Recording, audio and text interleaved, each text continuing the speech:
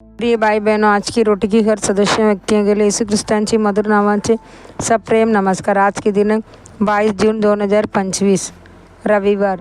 तो तुझ्यावर आनंद व्यक्त करील।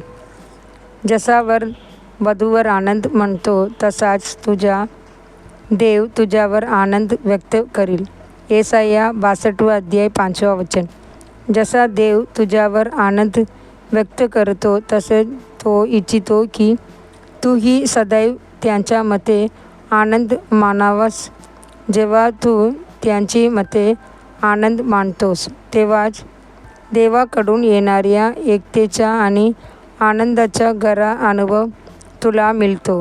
लग्न समारंभातही कुटुंब काळजीपूर्वक पाहतात की वधू वर खरोखर आनंदी आहेत काय।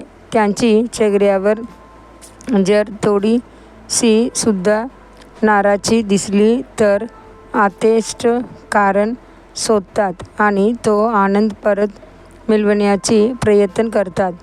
त्याचप्रमाणे नवरा बायको जर प्रेमाने, समजुतीने आणि एकमेकांना आनंद देत राहिले तर त्याच घर सुंदरपणे बांधलं जाईल आणि प्रभू निश्चित त्यांच्यावर आनंद व्यक्त करील। परंतु अनेक सांसारिक विभागामध्ये आनंद लवकरच मावळतो। थोड्याच कालात कटुता आणि संघर्ष यांचा प्रवेश होतो आणि नवजीवनातील सुख गरवत एक मन आहे। दूधही वेल केल्यावर आबाद आणि मधही फार गोड झाल की त्यांची चव जाणवत नाही, पण प्रभूचा आपल्यावरचा आनंद एका अंगठ झऱ्यासारखा असतो। अपरिवर्तनीय, न थांबणारा आणि रोज वागणारा। लोक प्रार्थनेत देवापुढे दोन प्रकारे येतात, दुःख आणि अश्रूंनी भरलेले गरज मागण्यासाठी अर्ज करतात, विश्वासाने स्तुती आणि आभार मानत आनंदाने त्याला उपासतात।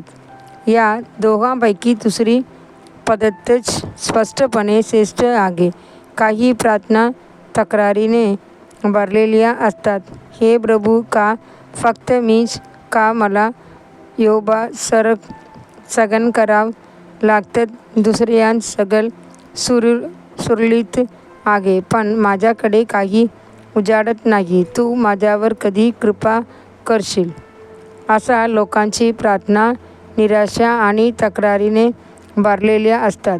पण येशूकडे बघा, तो दुःखात असतानाही पित्याशी आनंदाने बोलला। जेव्हा लाजर मेलेला होता तेव्हा येशू खोल भावनेने भरून गेला आणि इतर सगळे आसू ढाळले तरीसुद्धा त्याने आनंदाने पित्याकडे पाहून म्हटले, पिता, मी तुला धन्यवाद देतो की तू माझं ऐकलंस। योहान 11 अध्याय 41 वचन। आणि लगेच पित्याने त्यांची प्रार्थना ऐकली आणि लाजरला पुन्हा जीव दिला।